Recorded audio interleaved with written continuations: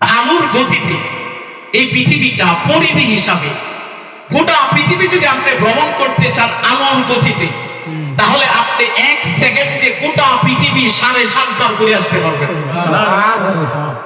কয় সেকেন্ডে? ঘড়ির দিকে তাকিয়ে ভাবেন তো 1 সেকেন্ড কতটুকু সময়?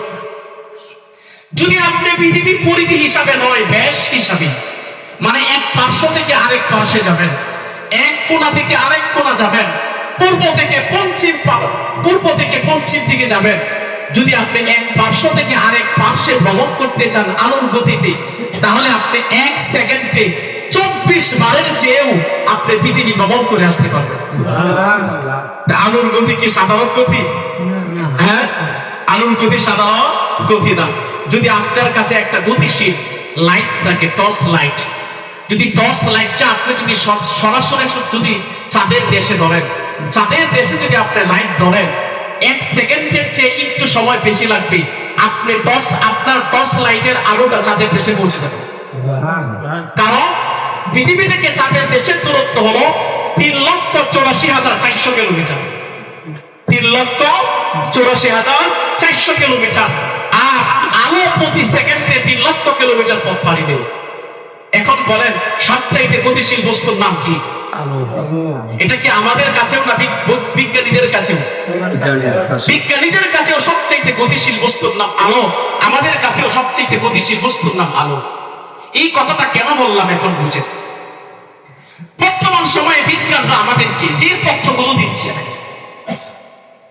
বর্তমানে বিজ্ঞানরা আমাদেরকে সবচেয়ে উন্নত মানের তথ্য প্রযুক্তির মাধ্যমে তারা আমাদেরকে যে তথ্য দিচ্ছে, সে তথ্য হলো এই পৃথিবী থেকে সপ্তম আসমান পর্যন্ত তারা যতটুকু জ্ঞান তথ্য তারা জানতে পেরেছে, তারা আমাদেরকে তথ্য দিয়েছে এই পৃথিবী থেকে সপ্তম আসমান পর্যন্ত তার দূরত্ব হলো 20,000 কোটি আলোকবর্ষ।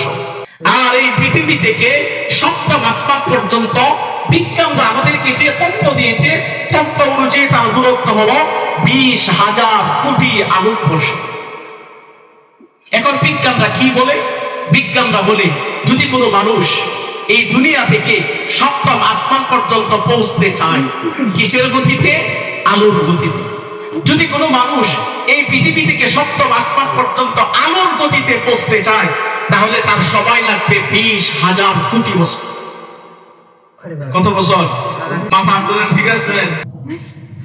যদি আপনি আলোর গতিতে যদি হয় প্রতি সেকেন্ডে 3 লক্ষ কিলোমিটার, এই গতি দিয়ে যদি আপনি এখান থেকে সপ্তম আসমান পর্যন্ত পৌঁছতে চান, আপনার কত বছর লাগবে? 20,000 কোটি বছর।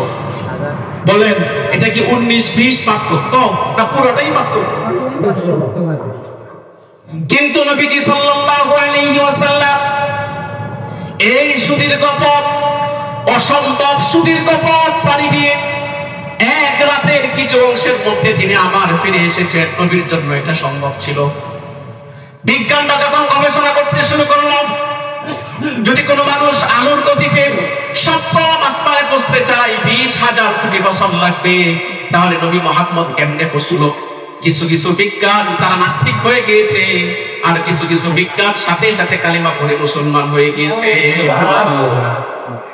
এখন বিজ্ঞানদের জ্ঞান, কম্পিউটার, বুদ্ধি কোনো কিছুই আর কাজে আসতেছে, কারণ 20,000 কোটি বছর। এখন আমরা জানবো নবীজি সাল্লাল্লাহু আলাইহি ওয়াসাল্লাম তিনি যে মেরাজে গিয়েছিলেন তার গতিটা কেমন ছিল।